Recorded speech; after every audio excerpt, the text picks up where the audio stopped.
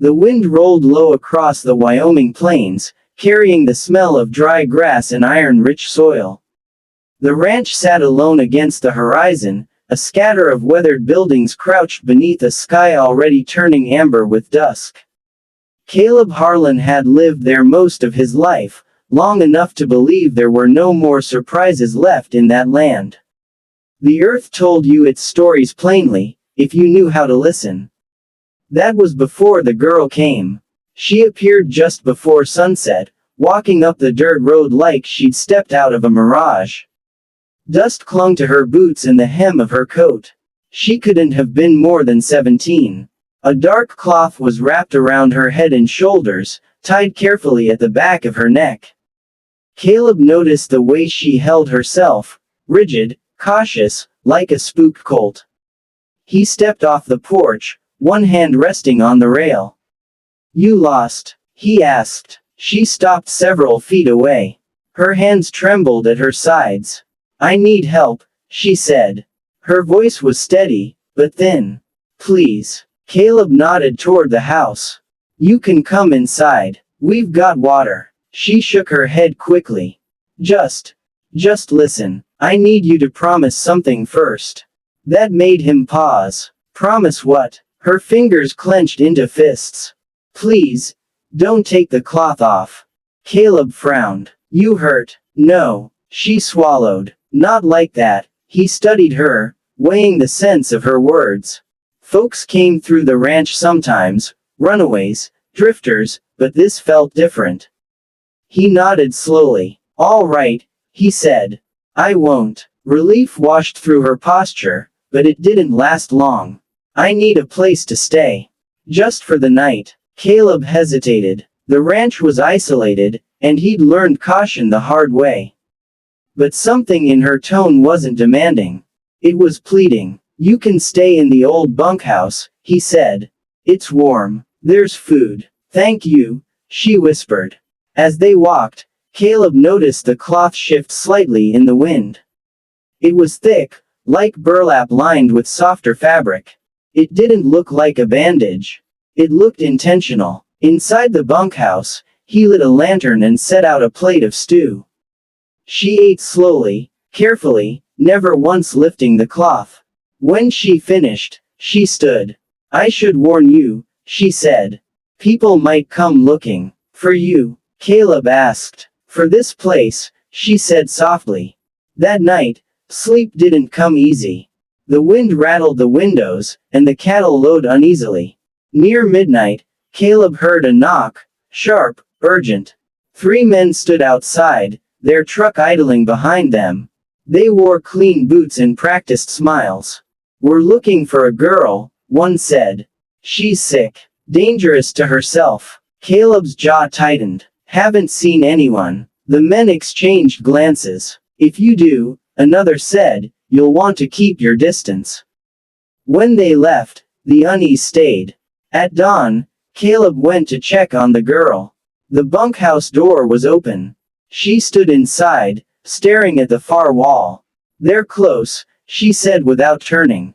"You should let me go." "You're safe here," Caleb replied.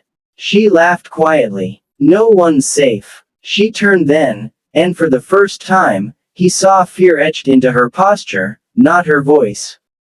"You promised," she said. "But if they come back, you'll have to choose." "Choose what?" "Between believing me," she said, "and believing what they told you." Before he could answer, the sound of engines returned. This time, more than one.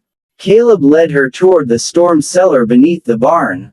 As they descended, the lantern flickered, casting shadows that twisted along the walls. "They say I'm dangerous," she said. "Because of what's under this cloth."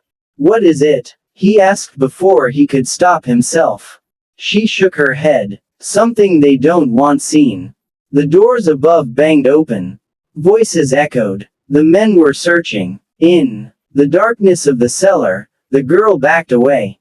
"If they find me like this," she said, "they'll take me back." Caleb clenched his fists. He'd seen men like that before, men who hid cruelty behind paperwork and polite words. "Show me," he said. Her breath caught. You said, I know, he replied. But I need to understand. She hesitated, then slowly reached up. Her hands shook as she loosened the knot. Please, she whispered. Don't turn away. The cloth fell. Caleb staggered back, his knees hitting the dirt floor. His breath left him in a sharp gasp, and his hands began to shake. Her face was normal, human, but her eyes were not.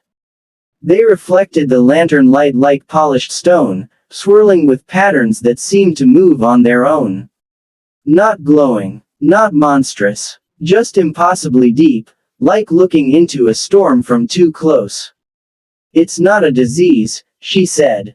It's a mark. Images flooded Caleb's mind, fields burning, rivers changing course, the land reshaping itself.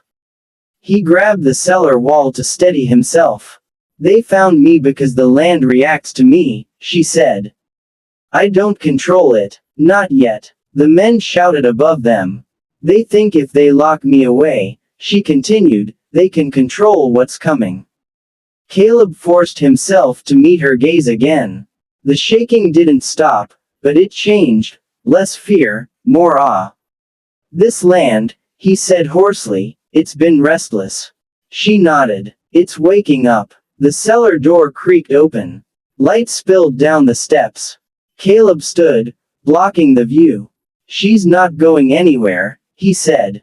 They laughed at first. Then the ground trembled, just enough to make the lantern sway.